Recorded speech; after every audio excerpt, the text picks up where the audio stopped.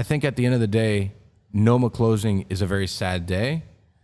I think that what they added to the culinary landscape of the world has made a huge difference. And, you know, like, I wish I could have worked there for 2 weeks for free. I would have worked there for free. I would go there now and work for free, 100%, because now I can afford it. But when I was 22 or 23, I couldn't afford to do that. Right. So, you know, it goes back to this thing. It's like, so tell me what the difference is. What is the difference between going to culinary school, learning a bunch of fucking bullshit, right, for 2 years, having a bill that's 60 grand deep more that you have to live with for the rest of your life, or going to work somewhere that's for 2 months that you learn like hands-on experience. And listen, there's a good chance for the first 2 weeks you're going to peel potatoes. You're going to peel carrots. You're going to do shit because they don't trust you to do anything else. No one's telling you to butcher a partridge when you just came out of culinary school and you've only been there for a week.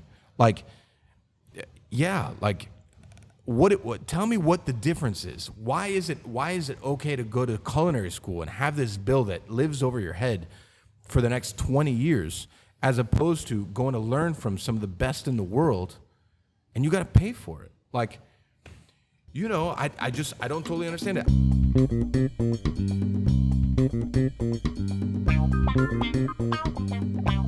Welcome to Pan Con Podcast. It's been a while since we did a guestless episode. Wow. That's because nobody likes us. I mean, fair. Yeah. We are recording this at the famed, the legend of the pig pen. The pig pen. The legend of the pig pen now extends into Pan Con Podcast.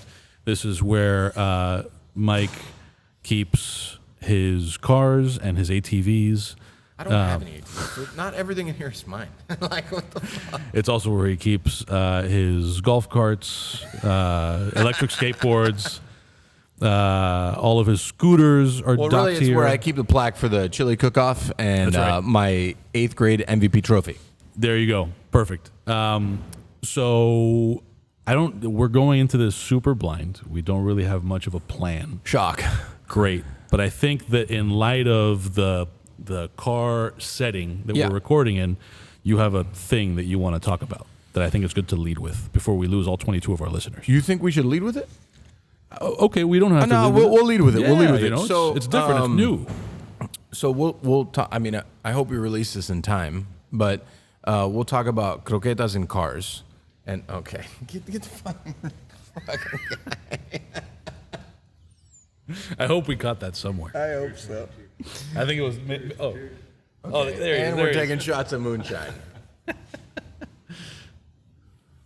This is moonshine. That's moonshine, yeah. Well, stop hunching over. Like, what are you doing, man? Thank you, man. Jesus Christ. Where'd they come from? Al makes that. Nice. Or Al buys that from someone that makes it.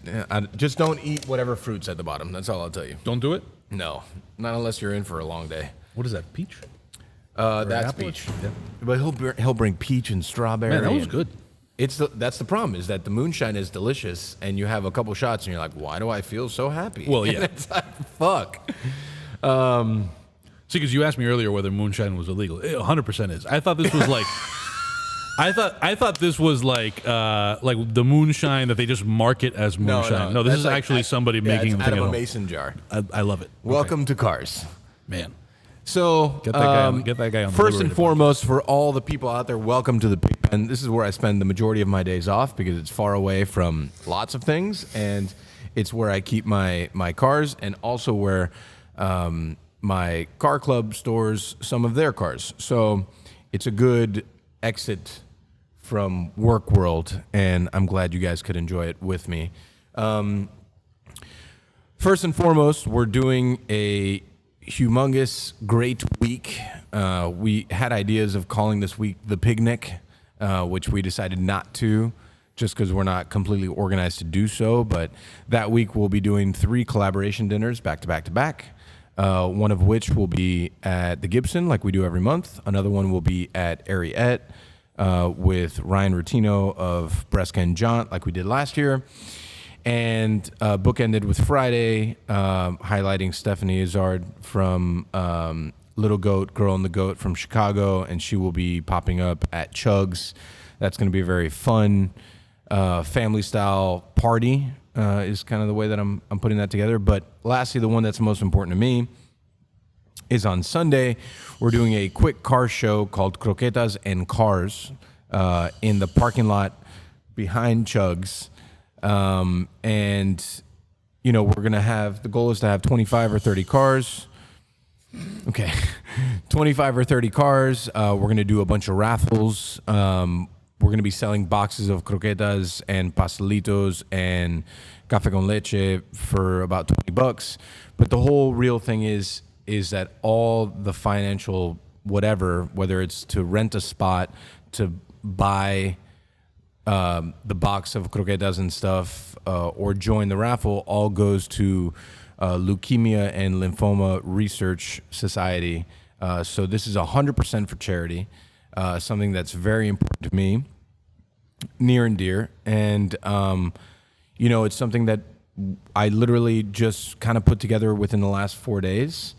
And, you know, I've gotten great response from the people from Coconut Grove, the guys who own that parking lot, because they do have to donate that time to us. And, you know, I think it'll be a great time. So, you know, if anyone listens to this, the raffle is going to be pretty dope. I think we're going to have 12 to 14 prizes, everything from, you know, dinner for two at Michael's Genuine, dinner for two at Laurel, to hopefully a cigar box, which we haven't totally put together, to, you know, Fatback Customs Pig Ink merch box. That's going to be cool. So for $25, you enter the raffle and you could win a whole bunch of cool shit. So that's my plug, and I guess now we can get into the podcast. Yeah. So did we get into how someone... Is there like a ticket to buy? We haven't totally gotten in. Okay. Again, within the last 4 days, I've kind of put this together, and I kind of threw this on my team like Thursday night, Friday morning. Cool. You know, I didn't totally think we were going to be able to secure a parking lot for it, which is part of the thing. But, you know, within the next 3 to 4 days, we're going to social media all the ways. Cool. In order to donate money. And listen, you have a car and you want to put it there for $25, that's cool. If you want to pay $100 for that spot, that's cool too. None of that money comes to me. None of that money goes to the company that owns that parking lot. All that company goes to a charity. All that money goes to a charity. And the same thing with the money that goes to food, the money for the raffle. All these people are donating their time on a Sunday morning.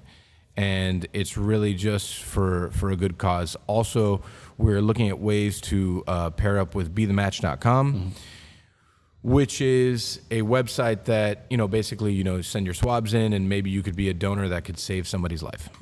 Good stuff.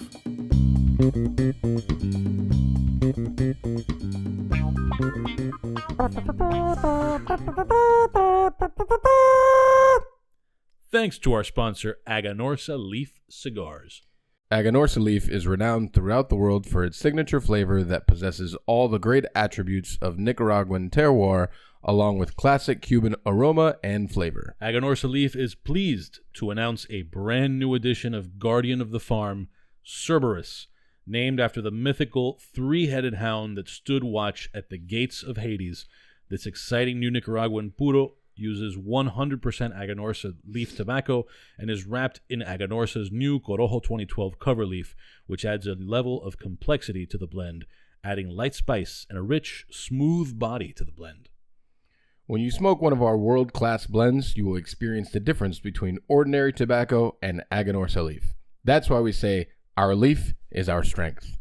Learn more about Aganorsa leaf and use their store locator and find a cigar shop near you that carries their products at www.aganorsaleaf.com. The two of us smoke Aganorsa Leaf cigars often. We also offer them to a lot of our guests, like, for example, Dave Arvello, who every time I post a picture of a Cerberus mentions to me in my DMs or in a text how cool the band is, which it actually is a pretty slick-looking band. But also, I just want to note, little personal anecdote here, so it's not all totally straight-up red. I can say that Michael Beltran will absolutely not only vouch for the quality of Aganorsa cigars, but you met a Miami legend and handed him an Aganorsa cigar. I did meet a Miami legend. I was smoking nearby Alonzo Mourning, and we had a conversation about cigars, and he handed me one of his, and I went inside. I bought this exact same cigar, and I handed Alonzo Mourning this Aganorsa cigar, and I said, try this. Thank me later. I mean, if that's not an endorsement, I don't know what is.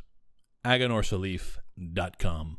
All right, you've heard us talking about the barrel here on Pan Con Podcast before. It is a sleek barrel-style cooker with loads of capacity that represents a new way to grill. Gets you great results in a fraction of the time that it would take you to cook, let's say, a rack of ribs on an offset smoker. The legend of the barrel has only gotten greater. They're running around town winning cooking competitions left and right, including taking first place at FIU's North Miami Brewfest for Best Eatery. They're not even an eatery, people. No, they're not. I'm not saying they could hang with Nick making omelets in the morning, but it's still pretty impressive. Some South Florida chefs have even started to use the barrel in their restaurants. If it's good enough for them, it's good enough for your backyard. Trust me. You can get yours at barrelthebbq.com. Use promo code PANCON10. That's PANCON10 for 10% off of your purchase. The barrel is a hand-welded barrel-style cooker with a chimney at the center of its base and a rail that runs along the circumference at the top. So you can hang ribs, pork belly, whole chicken, salmon, cheeses, dips, sauces, and all manner of other stuff along the edge. Whatever you want. Alternatively, use the grill rack up top to sear meats or grill veggies directly over the coals. Use a pizza stone to cook your favorite pies. The versatility of the barrel is a thing to behold. Mike, you've used the barrel. Tell the people about what you did with it. Yeah, my favorite thing with the barrel was actually the grill on top. You know, like obviously you can cook all the meats underneath it, but the fact that you can cook, you know, some veggies on the side, or, you know, if you want to cook cheese. I didn't use the pizza stone on top, but that's a very interesting idea. I think that the versatility of the product and the fact that you can cook a whole meal in one barrel, you know, makes it pretty versatile. I mean, a whole bunch of meals. So when I had some people over for one of those fight nights at my epic house, Nick fight nights. one of those fight nights, and did a lot of chicharrón. So I just lined pretty much the whole edge of the barrel with pork belly and had that be an appetizer thing, and also some ribs. How did that come out? Came out great. Yeah, Came out great. I also had a past guest, Louis Estrada. Chef Louis Estrada was on hand to try the chicharrón that we made. I love that. So and what was his feedback? He was a fan. He was familiar with the barrel already. Oh, yeah? Yeah. Seen that? Chefs all over know about the barrel. All the way to Brooklyn. Yeah, all the way to Brooklyn. Again, Barrel the BBQ, promo code PANCON10 to get 10% off of your order. Tell the people, Barrel the BBQ, PANCON10. BarrelTheBBQ.com. PANCON10. That means for some wild reason you will get 10% off your purchase when you go to buy the barrel. That's right. For all of your needs. That's right. And you want to get all the accessories too. Get all the accessories. All of them. Good stuff. Introducing the newest line from Drew Estate Cigars. 20 Acre Farm is a complex, refined, and medium body cigar with a super oaky and cedary notes accompanied by a whisper of white pepper and a bright hint of citrus. Built at La Gran Fabrica, Drew Estate in Nicaragua, using a velvety, and I mean velvety, Ecuadorian Connecticut shade grown wrapper. Under that wrapper is a sun-grown Habano binder and a filler blend of Nicaraguan tobaccos from Esteli and Jalapa in perfect balance with the opulent and majestic Florida sun-grown leaf. Florida sun-grown is also the name of the farm where that tobacco is lovingly grown and harvested by Jeff Borshowitz, who's the guy you see in this video playing behind us, on his pristine 20-acre plot of land near the central Florida town of Claremont. I have actually been to that farm, along with plenty of other cigar tobacco farms in Mexico, Central America, and the Dominican Republic. And what Jeff, who by the way is a very nice guy, there's actually a cigar box signed by Jeff hanging on my wall. What Jeff is doing there is super legit.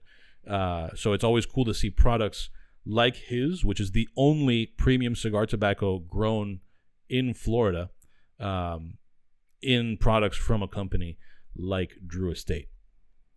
Plus, 20 Acre Farm being a Drew Estate product means it's the creation of master blender and Pan Con podcast guest Willie Herrera. Support our guests and sponsors. Get it online. Ask your local cigar shop about 20 Acre Farm by Drew Estate. Learn more about Drew Estate and use their store locator to find a cigar shop near you that carries their products at drewestate.com. That's right. I'm probably going to smoke one of those right now. What are we waiting for?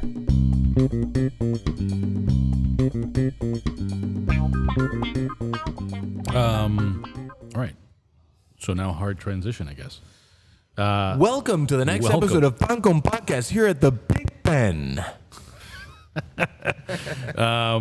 So I remember we were texting back and forth about things that we might want to talk about. Well, But I guess the monk the what is it, the elephant in the room? there you go. I was gonna say the monkey on my back. The monkey in the room, the elephant on my back. Laurel is now about 2 months old. Right. I think since we had Ashley on the show, we haven't talked about that at all, and there's a lot to talk about. Laurel being 2 months old, opening up in a new neighborhood. This is our first time that we venture outside of Coconut Grove to open a restaurant only. Obviously, we opened up the Gibson in Shenandoah, but there's a heavy bar influence there. There's a great restaurant attached to it, and vice versa. But we're opening up a very ambitious fine dining restaurant in the middle of downtown, in a part of downtown that is underdeveloped. It is going through the transition and development phase. And I know that statement so well because when I worked for Michael previously at the Cypress Room, Michael's Genuine and the Cypress Room were in a neighborhood that was quote unquote under transition and in a development stage. Obviously that development has already happened. The design district is what it is, and restaurants there are thriving, businesses there are thriving, and they're doing super well. They're obviously catering to a certain type of clientele, so it's a different type of neighborhood. But it's been an interesting 2 months. I think the kitchen team there has absolutely fucking crushed it. We have some really young legends there that are doing great work. I think Chef Ashley is doing great work. The food is delicious. The service is great. The space is by far the most beautiful space that we've ever opened. We did Chug's as a shell, quote unquote, the building was there previously from 1926 and we gutted it and we did it from fresh, from like a whole new start. But this is a brand new building, built within the last 3 years. And that definitely was an experience, and we had an opportunity to put things where they should go, as opposed to where they just are. And that's been new, and I think it's helped in a lot of ways, understanding from the restaurateur side what it takes to build from a shell. And I think how much credit people deserve for making something work when it shouldn't actually be there it says a lot too. So, Laurel has been great, and I can't talk enough about the staff that's there and the kitchen team that's there. Obviously, we had some great pillars from Ariat that moved from Ariat to go to open Laurel. Chef Ashley being one of them, Alessandro being another, and Chef Brian being another one. Those three cats have really done really amazing work to install great culture and understanding of what it takes to run a great kitchen. And I think now it's just understanding the business, right? And, very similar to when we opened at Ariat 7 years ago, it's building a community around the restaurant and finding ways to do that, whether it's through happy hour, whether it's through you live in the building, we're going to show you some love, or the fact that, Laurel has Chug's Express window that operates from 8 to 3 every day.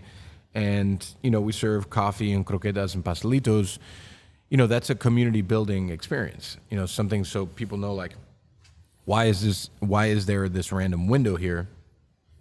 There's this random window here because it's attached to this fine dining restaurant, so you can have breakfast with us in the morning, but you could also come for happy hour and have great $10 cocktails, or you can come at nighttime for whether it's a Tuesday or you're celebrating an anniversary, and have a beautiful meal. So, something I've tried to relay to my team has been the community building process. And, a lot of the team that's here now wasn't there 7 years ago, or they weren't even there 5 years ago, to understand how much work and how much service and understanding and just getting to know people, that community building is not super common. So, instilling that into a new property has been, I wouldn't say a challenge, but it's definitely a new thing that a lot of these people haven't really experienced. Because when they joined the team, Ariat was already part of the community. So was Chug's, really. So, you know, Laurel is like this whole new, it's this new thing in a new place that's like, okay, so how do we become what this thing is there? How do we take the things that we learn there and instill them somewhere else? Right. I would also note, in terms of people who moved from area to Laurel, Ashley is a natural TV interviewee. Oh, man. She did a pretty solid job. I love the, you know, I think part of the journey of being like a chef, restaurateur, whatever, is making sure that your people that deserve the credit get the credit that they deserve. Yep. Willingly or unwillingly. Right. I would have guessed if you had asked me that was a little unwilling. So, like, you know, we've done a couple of TV stints, and my request was that Ashley does all of them because she's very young, she's very talented, she's super well-spoken, and she's very passionate about what she does. Obviously, if you've listened to the podcast with her, you get it. Maybe tail end of the podcast, too many drinks in. What a boy. Yeah, things get a little more passionate than they should be, but, you know, I mean, it's her show, and it's really for me to support her in the process and to guide her in leading a team and, you know, building a great menu and a great kitchen. But, you know, this whole thing, the same thing with Manny, has been, you know, I want to give them the tools to be successful. And part of those tools is understanding how to speak in front of people. Right. And I don't think we put enough time and effort into that. But, you know, people they have to know why they should dine there. Right. And she's so good at it, reluctantly. And I think she crushed all of her TV interviews and all the things that she did. She absolutely crushed it. Yeah. We can talk a little bit about Vecino next door. Well, there's not a ton to say since no, it's not I mean, open, I think there's a good amount. There are things. There's a good amount to say. Like, you know, the idea was to become rooted in a community, right? And there's 27 acres of what the Miami World Center is supposed to be, right? And there's several buildings that are open, but the commercial spaces are not open. They're just etched out. So we are only surrounded by Sephora and Lululemon, and one of them is not open yet.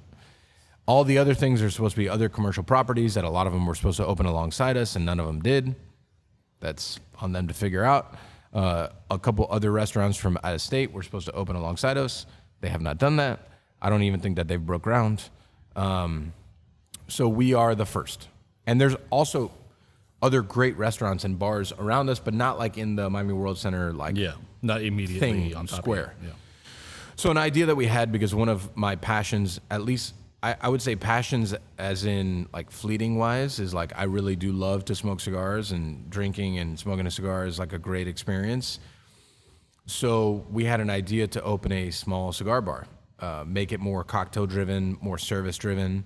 And there's some really great cigar bars in the city, but to add our touch of what Ariat Hospitality does. So we created El Vecino, the neighbor. And Nick is a partner. Take a snapshot of that face. And also with Tom Lasher-Walker, which was also on the podcast, create a beautiful beverage program alongside that. So, you know, El Vecino is done. We are waiting on things that have stopped me from opening. But the space is done, and the space is beautiful. It's right next to Laurel, and the idea is to have an opportunity for whether you're a businessman or woman to be able to come in midday, have a cup of coffee or have a scotch or whatever, have a business meeting, smoke a cigar, have a snack, and really just enjoy the culture of cigars, which is like a very, I don't know, the culture of cigars is like, it's very relaxing. It's very, you know, and people who love them really love them. And that's kind of like the idea to attach that to Laurel. It's more of a finer cigar bar mentality along with a fine dining experience that's next door. Yep. No. Okay. Not cars, cigars, not cars. Yeah. See, that's what moonshine does. It was great. Yeah, I know. Yeah, I think it'll be. It's going to be interesting. I think like from every angle because it's. Tell me why. Which angles are most interesting? Well, I don't know if I'm going to start ranking them, but I'll tell you. I'll just rattle some of them off. So from the cigar industry side, I think that a Vecino is going to be unlike almost anything else that exists in cigars anywhere. There isn't a hospitality group with a Michelin star that has stepped into that space to my knowledge, right? So like every time somebody like kind of does something that you could compare where it's like maybe how upscale it is or that there are cocktails or that maybe there's like somehow food adjacent or whatever. Fish dip. Yeah, fish dip. Right. I mean, sure. Yeah, but nobody has quite done it this way. And then like the ones that come closest, because there's so few of them, like I think of Club Macanudo in New York City, and that's like maybe the closest that I've come to an experience like this. And it just all feels old and a little run down, frankly, because they know that like where else are you going to go? In this case, I think that like guests, smokers can count on that not happening because it's attached to something broader that has a reputation to keep up, right? So even if you wanted to sit on your hands and you could afford to, you wouldn't, because then how that would reflect on the rest of the properties. The larger brand. Right.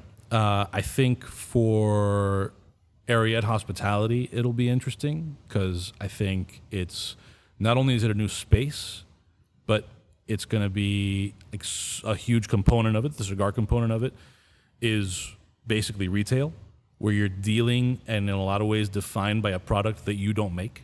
Right. You know, so I think that that'll be interesting, and you know how those things are communicated, how that's so yeah, I just think it'll be, not to discredit what you're saying because I definitely agree, but it's like with booze, there's been certain years of like booze brands that like their booze isn't up to par to where they should be, right? So. And I'm not calling these people out by name, but just like, let's say there's an off year of Macallan. Yeah. Right? Like people feel that. And we can't control that. Right. You know what I'm saying? So I do feel like we have somewhat dealt with it already. But not to that extent, right? Yeah. Because like, you drink a glass of Macallan and be like, and I'm not saying in any way because Macallan is great. Yeah. I've never had an off year of Macallan. I'm just saying, I'm just using it as like an example. If you smoke, I'm not going to call anyone out right now, but if you smoke... Flot de Nick. Yeah, Flot de Nick 1 year in 2019, and it's incredible, and you smoke it in 2021, and you're like, well, this is not what it was in 2019. It's kind of normal, and that shit has happened before. And I'm not even talking about from a quality of the... I just mean from a communication standpoint. Oh, yeah. Like, because even at the bars, let's suppose that you do have an off year of the Nick Allen. Nick Allen. Suppose that you do have that. Yeah, that's a thing to manage and deal with. But what I mean is that at Ariete, at Chug's, at the Gibson... Yeah, we control product. Well, not only that, but the identity of the place isn't the spirits, it's the cocktails, right? Right. So, but in this case, like the cigar identity of it is basically like there isn't something that you're taking these cigars and then making a new thing. Right. So in terms of like how it's marketed, how it's communicated, it's this whole like thing. It's a new kind of lift. It's a very new world for us. Right. That's what I mean by interesting. I'm not even saying that it's necessarily a challenge or a bad thing. Just it'll be interesting to observe and be a part of because it's so new to the company. I do think and we've talked about this extensively too. It's like the humans that you put in the space and in the hiring process, people who are passionate, not just about booze, but are passionate about cigars, passionate about food, passionate about all three things is very hard people to find. I feel so far pretty good with the people that we've hired to run that space. Yep. Right. And it's interesting, right? Because I always say like I'm a fair weather fan when it comes to cigars. I love cigars, but I'm not like nerdy about them. I don't get into like the nuts and bolts of like why this year was great and this year was not. This thing happened here and the sun here. I don't fucking know. I do food. Yeah. When you meet those humans that do those things and they really take it incredibly personal, like those are the kind of people that you need in that space. Right. To make that space successful because you're not only providing an experience from here's a cigar, here's a cocktail, here's a space. It's also knowledge. It's also things behind there. You know, like, and I think that's why Tom is so good at what he does, because Tom, his knowledge on spirits is, I mean, in the things that I've seen, is unmatched.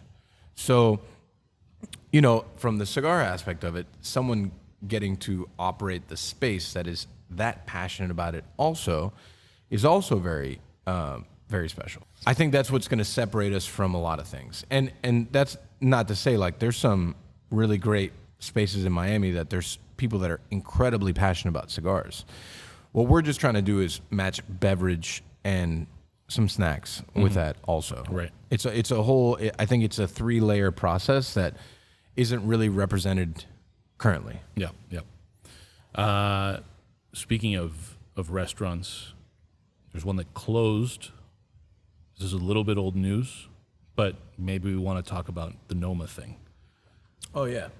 You know what fascinates me about the Noma thing? Well, let's just tell people what it was. So Noma... Okay, you go. No, you go first. No, I'm just going to say, like, for the person who doesn't know what we're talking about, which might be some amount of our 22 listeners. Sure. Noma was... They're not closed yet. They're closing Right, they will be. Right. So, at least by some measures, regarded as best restaurant in the world for I don't know how long. They won it several times. Super influential. Yes. And they announced that they would be closing in 2024. And that sparked all kinds of, like, press coverage and also debate about whether their closing signaled something about the restaurant business model, right, and unpaid, internships or stages or whatever. So, I'll let you kind of take it from there. But for the person who's totally lost, Noma, restaurant that is closing, super highly regarded, best in the world, and then controversial. I simply think we're making this something that it's not. There's no other way to, like, break it down. First of all, I don't know how long Noma's been open. Do you know off the top of your head? I could look it up. Look it up. Noma's been open for a long time. Noma redefined, I guess, like, that Nordic cuisine with what's his name, Magnus Nielsen. Like, they redefined, like, Faviken.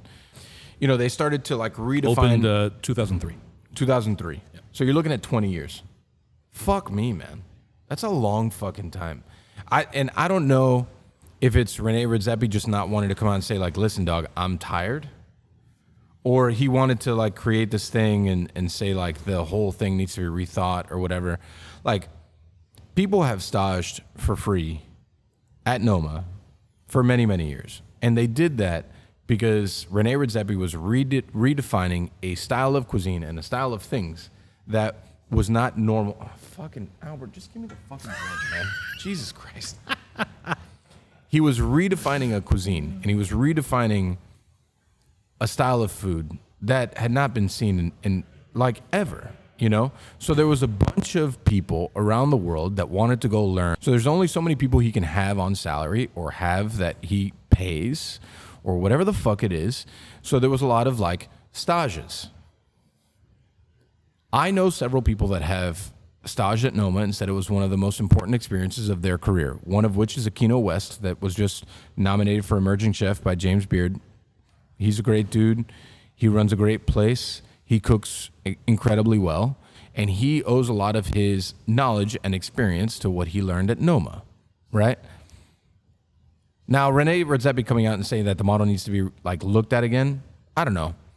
I think that he's a little bit, maybe he should just say, like, after 20 years, I may be fucking tired and I want to fucking retire. Maybe he should say that. But people coming out and saying, like, the model is completely fucked and people working for free. Like, listen, no one's asking you to work for fucking 4 months for free, man.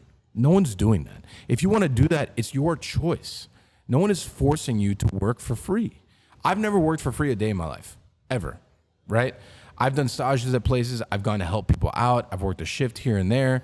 But truthfully, I've been broke my whole fucking life. So I never worked anywhere and said, I'm going to work for free for 3 months because I couldn't fucking afford it. I came from very little. So it's not like I can go and say, for sure, I'm going to work for free because I got 10 grand in the bank. If you were in a position, I would have done it. Yeah. I would have done it 100%. I thought about doing it. I tried to go work for Sean Brock. I had no fucking money. I couldn't leave Miami. So I didn't do that. And Sean Brock is who Sean Brock is. Like, he is a fucking legend. He's a trailblazer in all food around the world. And I would have benefited from that experience. The fact that I worked for Norman making what at that time was minimum wage has gotten me to where I am today. Period. I don't care what anyone says.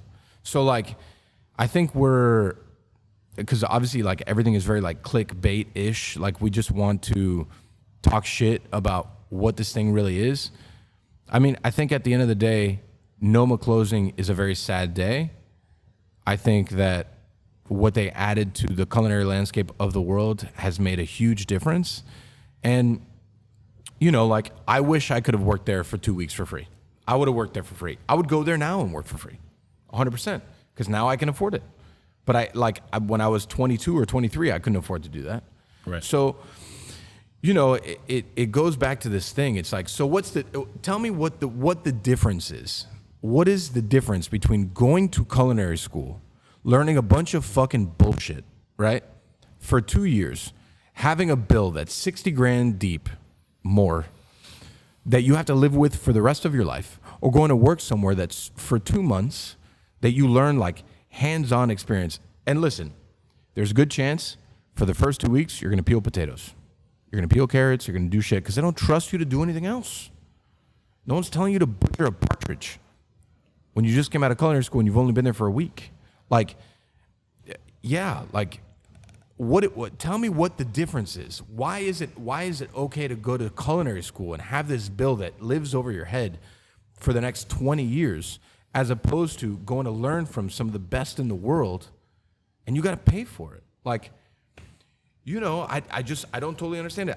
We were super fortunate. Like, we don't usually have stages at Ariete ever, but there was this kid that was a friend of one of my sous chefs that was from Puerto Rico, and he wanted to work at Ariete for a week, and he just came and he worked for a week, and he loved it. He was such a sweet human, and his experience was important to him, and I hope that we helped him on his journey. That's all I can hope for. Listen, we don't have a job for you, especially not just for 2 weeks, but like, you came, you learned, you helped the team out, you learned from the team, you saw the culture, you saw the thing. Like, I mean, I'm super fortunate that people even want to stage there. I feel like that's, for me, it's a weird idea. But, like, that human feels like they benefited from that. Like, they walked away knowing more than when they walked in. And that just is a testament to that team there, to what Manny does there, to what Oz does there, to what Evan does there, to what Kevin does there, to what Leslie does there, like what all of them do there.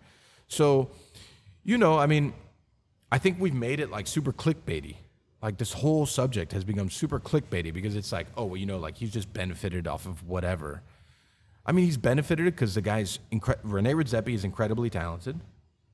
He redefined a cuisine. I think the world is better for it. And people wanted to go work there. But, it's a small restaurant, so he probably only had 15 positions open. So if you can pick from 15 of the best in the world, you're going to pick 15 of the best in the world. But if you want to get other people that want to come learn for 2 weeks and be better at their craft for it, then fuck it, then do it. Like, I cannot fathom why we look at culinary school differently than how we look at what, like, guys like René Redzepi have done. Mm-hmm. I just don't get it. Yeah. So, yeah, I mean, and I agree with you about the clickbaity thing, but having like followed the controversy a little bit, I think it goes a little beyond clickbait stuff. I think that there's like a real kind of divide in this and in other industries, right? Because we had similar conversations with Nick Zayas about unpaid internships. And so I think it's one of those things where maybe people in the food and beverage and restaurant industries think of it as like a unique problem to them when it's the thing everywhere, right? There's always been a thing about unpaid, same deal with like newspapers and, whatever it might be. But then like, so I think I shared with you some screenshots of things that Copper and Heat, that podcast was sharing. And I wouldn't characterize that as clickbait because it seems and they're soliciting feedback from listeners who, are also generally, I think, in the food and beverage space.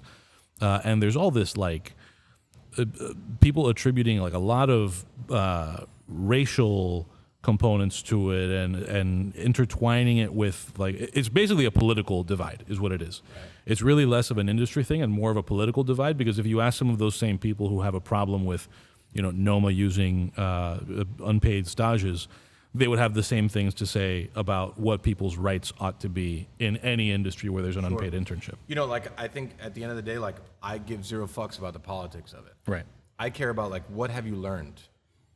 And I would ask those people, like, what's the difference between going to school and literally getting a degree that's worth fuck all and going, like, and getting hands-on experience in a place that's actually going to benefit you in the future?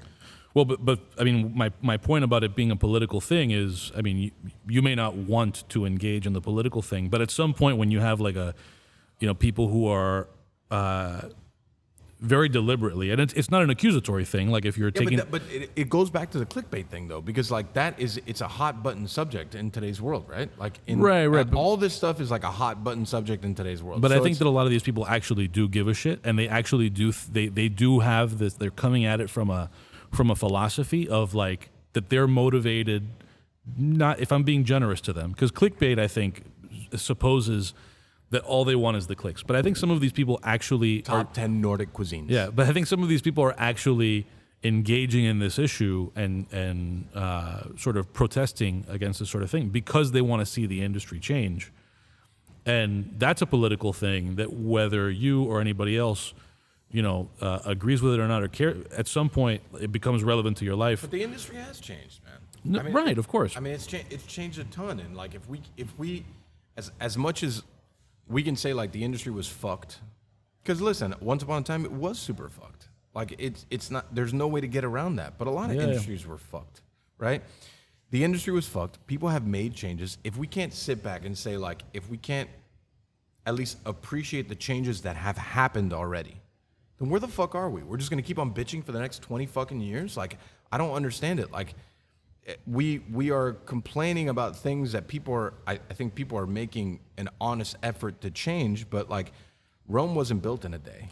Well, but what I'm saying is that I think that a lot of the discussion around this, especially on the other side of it, on the side that would oppose this, that's geared toward actual change in the form of, like, I would be shocked if most of these people didn't want to see actually, like, laws barring stages that don't get paid, right? So I think they would argue, like, we are trying to get something to change. And look, if you want to make a law, that's cool. Laws are fine. But what's to say, like, if I want to go somewhere and I want to learn from somebody, right? Because they're obviously much better at their job than I am, and I'm 24 years old, and I want to go spend 2 weeks in New York or wherever the fuck, right? Yeah. So now you're telling me I can't do that? That's the thing. So yeah, I mean, so now you're telling me, like, I get your gripe. I get your thing. Right. What also I don't understand is that people do these things, like, they want to do them. It's like, totally willing. It's not someone saying, like, you got to go do this stage. You have to go do this stage. Fuck you. If you don't want to do it, then you're not going to get hired. What the fuck? I don't understand. It assumes that there can only be value when money's involved. Right. When the side that you're expressing and that I agree with is, no, actually, on the contrary, like, we're making a trade, and there may not be paper currency involved, but I'm giving you my time, and you're giving me an experience that's more valuable to me than my time was, because otherwise I wouldn't be giving you my time in exchange. Even paper currency wise. So, like, I was a sous chef way too early at a shitty restaurant that still exists, and I made a decision to go from making, like, I don't know, at that time it was like 48, 45 grand a year, something like that, and going to make $9 an hour, because I was going to work for one of the best chefs that I believed was one of the best chefs in the world.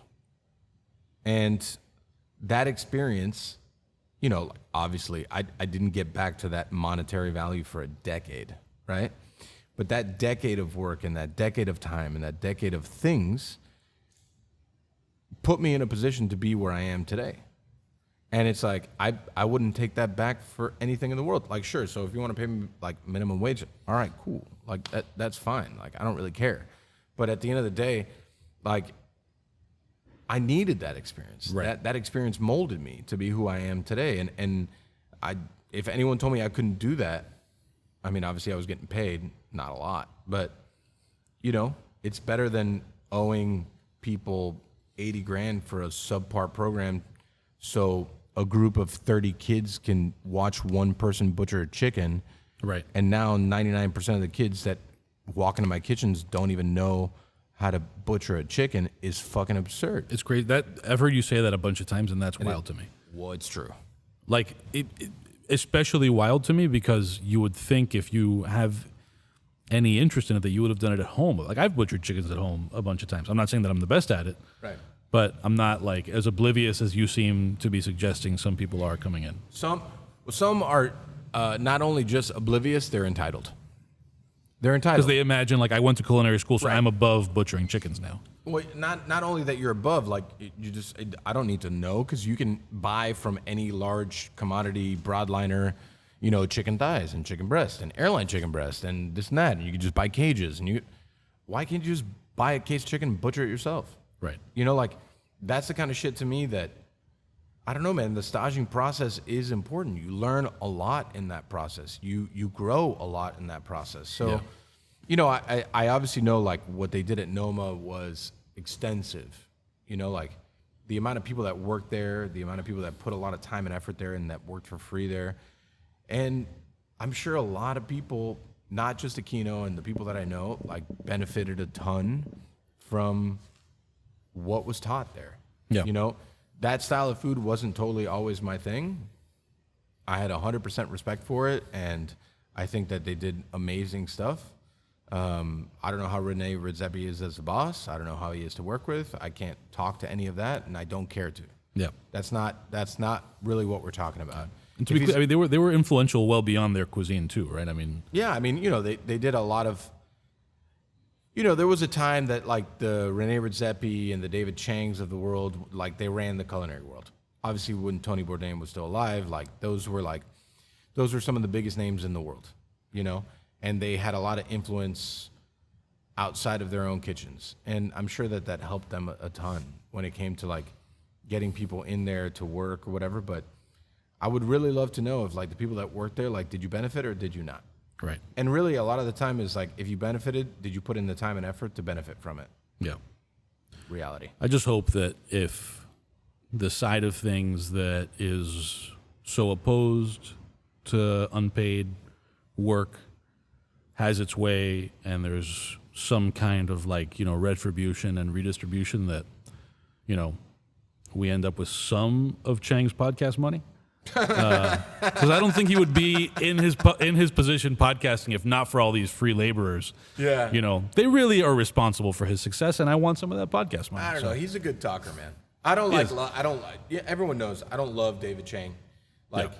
I don't think that, I do really appreciate his food. I've eaten his food a ton. And honestly, one of the biggest things that I can always take away from David Chang's food is, like, no matter where I go, it's always pretty fucking solid. Yeah. He's also a good ad reader. Which I am not. So, I'll give him that leg up on me. But, just like the guy has a lot of, like, really solid talents on his own too that has Right. nothing to do with everything that happens in his restaurants. Yeah. Like a lot of, I think, valued information that people think valuable, albeit I may not agree with 90% of it, but, like, good stuff. Yeah. All right. Now, hard shift, because I know we wanted to keep it to like 45 and we're 41. Oh, yeah. We haven't done this in quite a while. I think that this is roughly timed well. I don't think we've talked about the Miami Dolphins since before the season. So today is a very big day. Yeah. Vic Fangio was just hired today as the, oh man, Nick, you're a mess. Go on. Are Go you ahead, good? As the defensive coordinator for the Dolphins, which is a big thing. I really do think the Dolphins will still be playing today if we had a better defensive coordinator and Tua was still playing. Vic Fangio is, like, probably one of the bigger defensive minds in the world when it comes to American football. And we signed him today to a 3-year contract, and I am fucking pumped. I'm pumped. I got to tell you that the Dolphins-Bills game, it shows that the Bills were not really that good because the Dolphins only lost by 3 against a team like the Bills, and we're playing our third string quarterback. And, you know, like I'm not like a light at the end of the tunnel person. Everyone knows. But, man, they played a really good last game. I watched that last game by myself in this warehouse, alone. And I was like, fuck, I was flipping tables. I was fucking, you know, irate. It was a lot. That being said, you know, everything is everything. I am pushing for the Eagles to win the Super Bowl this year. Obviously, Brittany Rothwell, a good friend of mine, is a big Eagles fan. I'm pushing for her to bring the chip home because they are still in the tournament. They are actually playing right now behind us. I don't know what's happening. Brock Purdy's gotten injured. I don't know if he's playing again. Things are happening. Yeah. Things are happening. So I feel pretty good about it. You know, it's very tough. It's very tough. Like, it's hard to be a Dolphin fan. It's very hard to be a Dolphin fan. But, you know, you live and you die with your colors. So I'm going live down and like you that. die with your colors. What a name for this episode, huh? On a related note, just because it's also football, I won't have you. You can comment, I guess, if you want, but I have followed the story of Ed Reed and all of his drama with Bethune Cookman University. I messaged Ed, told me thank you, bro. Thank you, bro. Ed is great. Every time he's DJing on Instagram Live and I get on, and he goes, "What's up, Nick?" Ed is a great human. Yeah. So I will say, I think that, you know, these are like, the story roughly is Ed Reed, Pro Football Hall of Famer, Pancom Podcast Hall of Famer. Miami Hurricane Hall of Famer. Right. Was basically in line to be the head coach at Bethune Cookman University. And he goes over there, does some Instagram Live stuff that pisses off the administration, and they don't give him his contract. They come out and say that he's withdrawing his name. He comes out and says he's not withdrawing his name. They just don't want him there, and it turns into this whole thing with all kinds of other details. I think what's most interesting to me is the aspect of it where, like, regardless of what you think of Ed Reed's complaints and criticisms of the program, of the school, of the administration, it's very clear that the biggest problem is that he's criticizing, right? And I don't think it's a coincidence that this is happening with an HBCU, not because it's HBCUs specifically, but I think whether it's HBCUs or institutions that are religious in nature, like when it's such Very specific. it's like it's like a sacred cow sort of institution because they play such a role in the culture that when people suggest, like, hey, something's wrong here, Right. people sort of rush to defend it. And Ed obviously cares about HBCUs, and his approach is very different. Because I care, I want to criticize it and make it better. But there's a whole crop of people, whether it's, you know, schools like that. Dude, even the high schools that we went to, especially the high school that I went to, because it's like even more Cuban in like its identity. Like, it's, you know, it had the same name in Cuba. So I think there's an element of, like, if people thought Belen was going to die, they would rush to it in part out of this, like, Cuban thing. Like, we can't let this Cuban thing die, as an example. Right. And I think that the world needs more Ed Reeds who are willing to, like, even if it pisses some people off, even if it costs them some opportunities, who are willing. I mean, Ed is not scared to piss anyone off. That's what I'm saying. Like, and part of what I told him in my message to him was, like, obviously I don't know all the details. I'm not going to tell you you're right and bullshit you, but, like, I've been watching this so much, and, like, what's very clear is that you obviously give a fuck. Yeah. And these people are trying to make you out to be, like, some kind of a villain, instead of just saying, like, no, the thing he did is not right for our school, and, like, sorry, but get out of here. They could have just said that. I mean, he put on blast the things that needed to be put on blast. Right. Yeah. Yeah. You know, like he told people what no one would really know unless they're there. Right. And they didn't like that. And it's like, well, then fuck you then. But honestly, like, he's the one that's right. Yeah. And I think it's also relevant that this is a private university, right? Because HBCUs are not necessarily one or the other. This happens to be a private university, so there's some profit involved too, right? Which is always the case with universities. Even at a public school, there's big salaries. Even if the institution isn't profiting, strictly speaking, people are getting cut big checks to be like the chair of this or that department or whatever the fuck. Right. But in this case specifically, it's also a for-profit enterprise, or a private enterprise at least, which is not a non-factor. Right. You know? So anyway, I think it's a super interesting story. I hope that we get to talk to Ed sometime soon. I would love to talk to Ed again. We had actually, originally we were going to do a live podcast with him, and I don't know whether at the time he was saying he couldn't commit to the date. He already had this in mind, but I know that I'm pretty sure he was in Daytona at Bethune Cookman. Doing his thing. The students at Bethune Cookman have like rallied around him. There's all kinds of petitions. He's not going to get that job, but No. like Ed, come back to Panko Podcast. come Let's back. talk. You can be the head coach here. We could talk shit about Shannon Sharp all day. I'm That's ready. right. He's got a whole Shannon Sharp thing Yeah, too. we could talk shit about Shannon Sharp all day. I'm super ready for that. You know, him and his cardigan trying LeBron James or whoever the fuck it was trying. Like, I'm super ready And to talk Steven shit about Adams. Yeah, I don't know who it was, but I'm super ready to talk shit about his cardigan. I'll actually buy the cardigan, a cheaper like offshoot version, and just wear it on the we show. could make like a construction paper one. Yeah, I'll just wear it on the show so you could be mad at me the whole time. Oh, okay. This is good. Yeah, I know it's good. This is real good. All right, so we're gonna get Michael Beltran and Shannon Sharp cardigan. Yeah, I love that. I love this so much. Okay, very good. I think we end it there, right? You have Well, no, things you but wanna- let's do parting recommendations. Sure. Okay, go for it. So I recently had a family party, and then afterwards we went to go have tacos at, I'm probably butchering the name, but I think it's called Uptown 66. Okay. It's on Biscayne and 66. Right? They show boxing matches back there, whatever. Food was delicious, like really fucking good. The churros were fucking stellar. Like, you know, hospitality was really good. Space was cool. I really enjoyed that. Are you double checking the name? No. Okay, well you should though. Okay. I thought that was great, and then also just recently here, Uptown 66. yeah, Uptown 66, and then also recently here at the warehouse, our good friend John Falco of Lincoln's Beard, also Pancom Podcast Hall of Famer, I think if he gets enough votes to get in, brought me a torta from Ernesto's Taco Shop, and it was fucking delicious. Nice. It was delicious. So those are my two parting recommendations. Good stuff.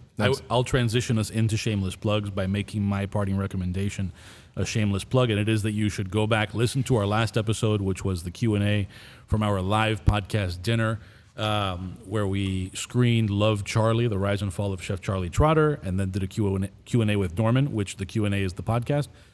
Go back there, look into the show notes, and use that link to watch Love, Charlie, so that we can get a few like nickels. And if you didn't buy Aquapana San Pellegrino or Siv Smith Gin before that, you should buy it all after that. You should do that. You should also, if you have event needs, event audiovisual needs, Event Factor. They made us look super official, and I love that. And if you have a restaurant, get your dinnerware from Steelite. That's what you should do. Yeah, they do all right. Yeah. Also, last parting recommendation, Saturday, February 4. Saturday, January 4. February 4th. February 4th. This episode might not be out.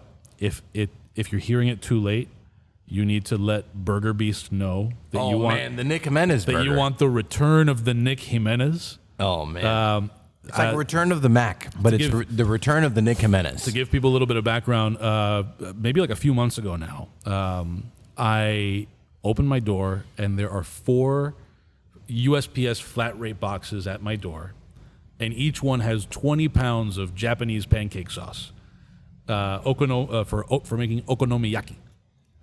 So I have 80 pounds of this sauce, and eventually, Pancom Podcast Hall of Famer Dave Arvello decides to take on the task of being an okonomi broker and finds me a home for some of this sauce in Michael Hernandez from Hungry Yokai. So Mike and Burger Beast are doing some kind of collaboration thing at Mojo Donuts in Westchester, February 4th. That's a Saturday from 10:30 until they sell out of Nick Jimenez's. Oh man, you can never sell out of Nick Jimenez's. Oh man, never. Nick Jimenez never sells out. Last note I'll say is that we are actually, this podcast has been brought to you by Old Car Parts. And we are sitting on 2 chairs from my That's right. 78 Dodge How good is van this? that will eventually get rewrapped by a good friend of mine. Behind us, we have my friend Scott's 70 Cadillac. That's probably one of the more beautiful cars I've ever seen. My 61, and this weird welded thing that he did for something for work that makes no sense only to him. Yeah. Should we bring him in here to explain it? No, because we'll be here for another 45 minutes. And I love that, and that's what the Pigpen is all about. Good stuff. And with that, that's it. This has been Pancom Podcast. Thanks for joining Pancom Podcast, here brought to you by the Nick Jimenezes. You could find them on February 4th at the Burger Beast pop-up at Mojo Donuts. Yeah, and Hungry Yokai. Burger Beast, Hungry Yokai. Burger Beast Hungry Yokai. Boom. Bam. That was great. We did a great job.